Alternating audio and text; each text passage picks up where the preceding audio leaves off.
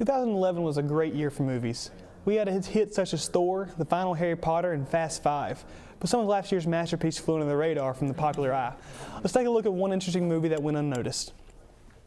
The first movie that went unnoticed was Take Shelter by John Nichols, I'm sorry.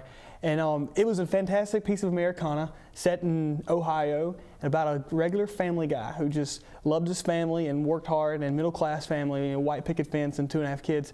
And he started to develop schizophrenia. And so the whole movie is about just him going through this struggle with his mental illness and trying to cope with that and not lose his family in the process.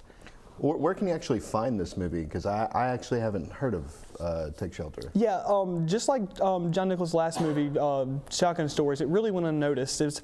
You can find it on DVD. I found it online somewhere, and just my friend told me, like, you have to watch this movie. So it wasn't produced by a major company, or? It was Sony, but it was not really big. He's kind of an independent filmmaker, and so the great thing about this film is just that it just looks, amazing. And the looks of this film, the cinematography really tells a story in this film a lot. Well, I haven't seen it yet. Can you give me some examples of how he got his vision on? Yeah, the way he tells the story with this is just the shots are really simple. That's what I like about it. The wide shots, really simple camera movements.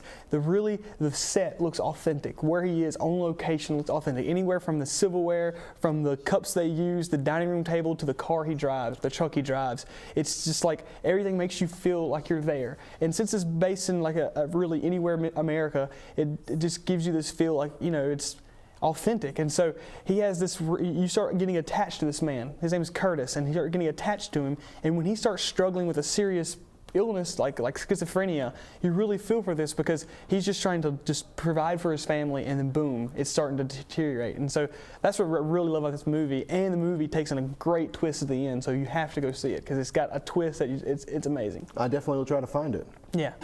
Now, the thing about a John Nichols movie is that it's gonna be a twist at the end, but you may or may not like it. Because when I first saw it, I had to rewatch it because I really didn't understand what was going on. Well, now, are you saying that you won't like it because it's not done very well? Like some of his movies are like, most of the time when I see twist ending movies, that it seemed like after Sixth Sense, everyone wanted to do a twist ending because it was so incredible.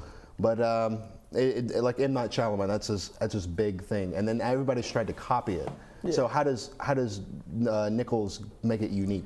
The way he does it is that my dad didn't like the twist in the end, because he caught him off guard, and it was kind of fantastic. But I love the twist. What he does is he takes what you weren't expecting, maybe a little bit in the very beginning you were expecting it, but he takes what you weren't expecting and really twists it where you think it's schizophrenia the whole time, and maybe it is, but it's just, he puts a little bit of twist on it that it just throws you out of the loop. So I was like, it makes the viewer kind of dumbfounded, like, well, what's going on? And then you don't understand it. So that's what I really, really like about these films, is he takes something normal, like, a regular guy who has a regular job and a truck, who's building a storm shelter because he sees a storm that no one else sees, and then at the very end turns it into something amazing, makes a masterpiece out of it, because it's more than just a storm.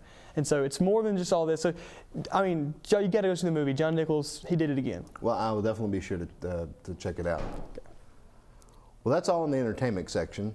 We hope to see you soon. I'm going to let Walter and Caleb take over for now. Thank you. Thank you so much for tuning in to Maroon and White's Night. It's been a true pleasure. And tune in next time and like us on Facebook. You can also follow us at Twitter.